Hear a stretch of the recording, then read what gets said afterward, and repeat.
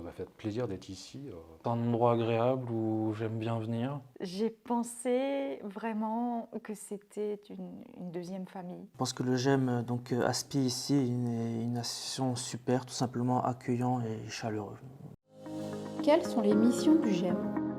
C'est une association qui est autogérée par des personnes autistes et qui permet de sortir de l'isolement, qui offre également des moyens pour être plus investi dans la cité. Et la vocation du GEM Aspi-SI est également de sensibiliser les personnes sur la question de l'autisme. Comment fonctionne le GEM? On a la chance d'avoir une équipe de bénévoles qui est assez inventif et impliquée pour nous permettre d'avoir une bonne visibilité et d'avoir aussi une meilleure manière de communiquer.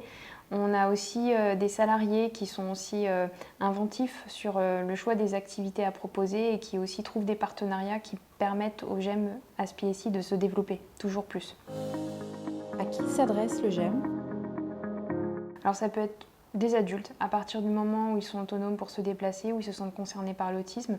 Les personnes qui vont venir au GEM sont des personnes qui vont par exemple se poser des questions sur l'autisme. Ça va être aussi des personnes qui vont avoir des difficultés à sociabiliser et également des personnes qui ont besoin de se retrouver dans un endroit où leurs particularités sont acceptées, ne sont pas jugées. Et donc le GEM est un refuge pour ces personnes.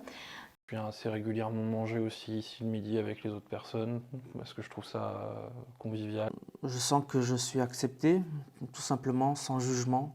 De notre côté, on demande et on encourage fortement aux personnes aussi de s'investir pour organiser des activités, pour également s'impliquer dans la réflexion autour du fonctionnement du GEM. Et on a aussi besoin de personnes pour plein de choses, gérer l'informatique, végétaliser les lieux, voilà, c'est ouvert. Quelles sont les activités proposées et comment se déroulent-elles?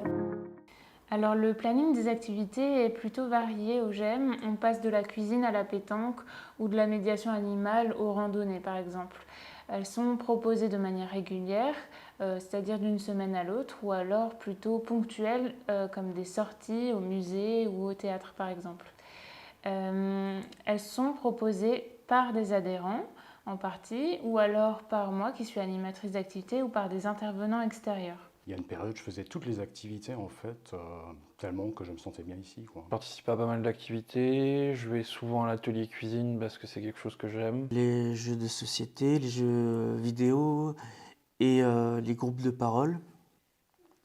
Et j'ai pu aussi essayer le tricot. Pouvez-vous nous donner des exemples d'entraide au sein du GEM?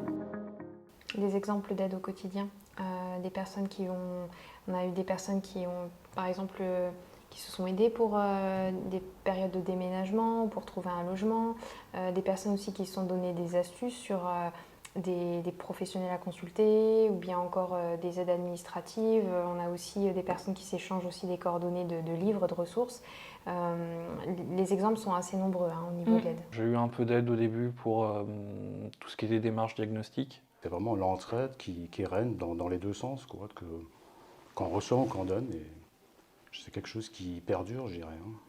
Oui, et ce qui est très important, c'est qu'on a eu beaucoup de témoignages de personnes qui disent que c'est un lieu assez sécurisant pour y construire de belles amitiés, et même plus, et pour y vivre des moments forts avec des souvenirs qui resteront marqués assez longtemps et vivre des choses assez positives en fait. Oh, de grands moments de rire, de joie, de sérénité et de bienveillance aussi. Un dernier mot? Eh bien, soyez la bienvenue, venez nous voir et venez comme vous êtes, soyez différents, parce qu'on l'est tous.